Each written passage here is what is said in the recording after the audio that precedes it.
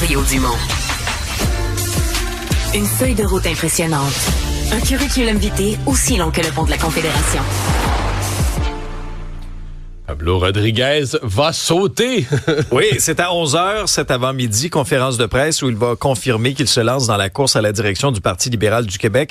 Ça se fera à Gatineau. Il va quitter ses fonctions de ministre, redevient un simple député. Et cette question-là a été abordée notamment avec tes deux derniers invités, le Charles Milliard et Denis Coderre, qui sont tous les deux candidats confirmés. De part et d'autre, les deux t'ont dit, moi, quand j'ai décidé de me lancer, que ce soit dans la course à la direction pour Charles Milliard et à la mairie de Montréal à l'époque pour Denis Coderre, les deux t'ont dit, nous, on avait quitté dès qu'on l'avait annoncé. Nos autres fonctions. Fait intéressant aussi, Charles Milliard qui a insisté sur le fait que le Parti libéral doit redevenir le parti de l'économie et que le Parti libéral du Québec ne sera pas une succursale des libéraux à Ottawa, mais bien un parti parapluie. Et c'est là, je trouve, le danger pour Pablo Rodriguez. Déjà, tu sais que tu vas te faire accuser de venir d'Ottawa. Tu gardes ton salaire, tu restes accroché comme député. Je sais pas, il joue dans une zone à risque. Ça demeure pour le PLQ une grosse candidature. Et moi, je vais t'appeler à témoigner. Es-tu sérieux? Mais oui, parce que quand lui dit qu'il était dans les jeunes libéraux, c'est vrai.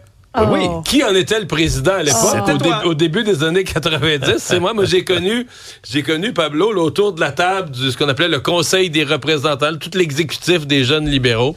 Il y a de ça 34 ans, mettons. 34 ans.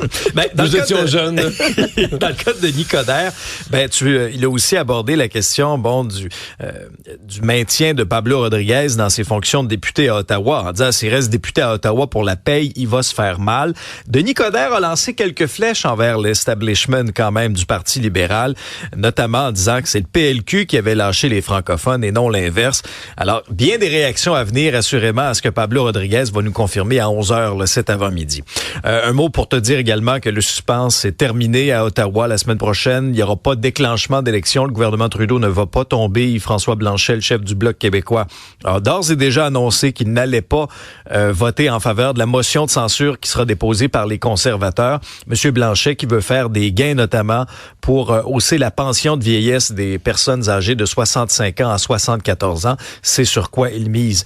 Des nouvelles sur ce meurtre horrible de cet enfant de 5 ans à Coteau-du-Lac en Montérégie. C'est toujours la consternation ce matin.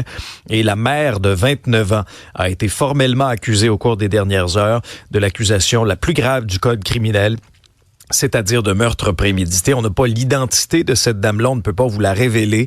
On doit protéger l'identité de la victime sous ordre du tribunal.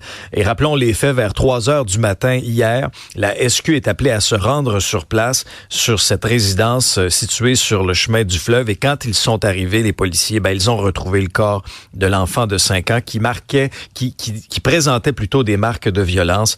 Alors, son décès a été constaté. Maintenant, on en sait quand même un peu plus sur cette dame-là, bien qu'on n'ait pas son identité, c'est-à-dire une femme connue des autorités pour de graves problèmes de santé mentale. Les policiers avaient même été appelés à intervenir à sa résidence la semaine dernière pour s'assurer qu'elle allait bien. Et toujours selon les informations de nos collègues du journal, elle aurait tenté de se suicider après le meurtre présumé de son enfant de 5 ans. Il faut que tu ailles vraiment pas bien. Là. C'est quand tu entends ça, là, une mère tuer son enfant de 5 ans, c'est comme... C'est toujours épouvantable, mais on a vu quelques fois des meurtres de très petits bébés, puis là, tu te dis, OK, là, tu sais, perte de contact avec la réalité dans l'espèce de période post-accouchement, absence d'attachement.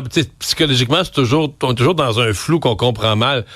C'est parce qu'un enfant de 5 ans, c'est une petite personne, c'est une personne avec qui tu as vécu, qui t'a parlé, je sais comment t'en arrives à ça. C'est fou.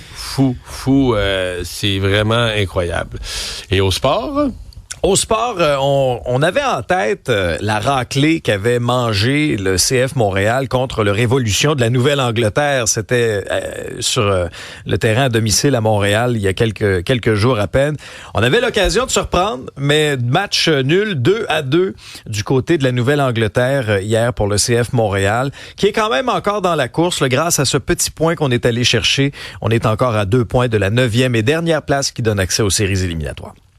Céline symphonique bientôt à Montréal, Isabelle. Ben, on a entendu parler de ce spectacle-là dans le temps des fêtes. Il y avait eu une première mouture à la Maison Symphonique. Là, c'est de retour. Mais Alexandre Dacosta a comme espoir d'amener ce show-là à l'international. Alors lui, son but, c'est vraiment de peaufiner. Ils en sont à la 3e version. Puis il veut vraiment que ce soit d'envergure internationale. Donc, il a fait affaire avec l'équipe créative de Céline Dion pour les éclairages. Ils ont commencé à travailler une mise en scène, un décor. Faut dire que c'est 47 musiciens de l'Orchestre Philharmonique avec différentes voix puissantes du Québec. Et ils ont recruté des petits nouveaux cette année. Il y a Yannick Fournier qui a une étroite, je dirais, Céline Dion pour elle a une étroite relation, là, entre autres avec le Golden Buzzer qu'elle a remporté à America's Got Talent, alors qu'elle a interprété. Et elle a une voix, il n'y a pas tant de monde que ça puissante, qui peuvent prétendre chanter Céline, là. Puis, tu sais, je veux dire, avec autant de puissance et autant de justesse, c'est dur à chanter du Céline. Ils ont ajouté aussi Christelle Mongeau, Marc-André Fortin.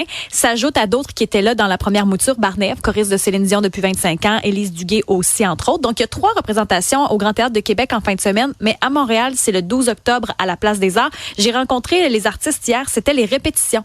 Honnêtement, là, tu sais, souvent on dit, ah ouais, encore Céline symphonique. On était là. On avait des frissons, même si c'était les répètes. Puis des fois, il y a 2-3 petites notes qui bougent, là. Puis il y a des choristes qui pleuraient. Tu sais, il y a quelque chose qui s'est passé.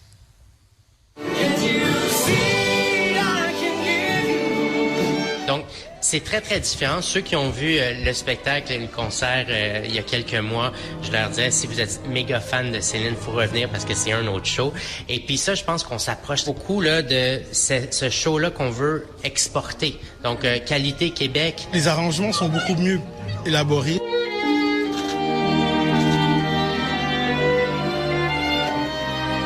C'est des chansons que vous allez il y en a qui ils ont jamais entendues. Et puis, bien sûr, oui, je vais faire I Surrender. Alors, c'est un répertoire que je connais tellement. Je l'ai chanté pendant 17 ans. Ça me fait vibrer tellement intérieurement que souvent, on vient avec les larmes aux yeux, puis je viens comme déconcentré. Tu sais, de dire, waouh, c'est extraordinaire, qu'est-ce que je suis en train de vivre.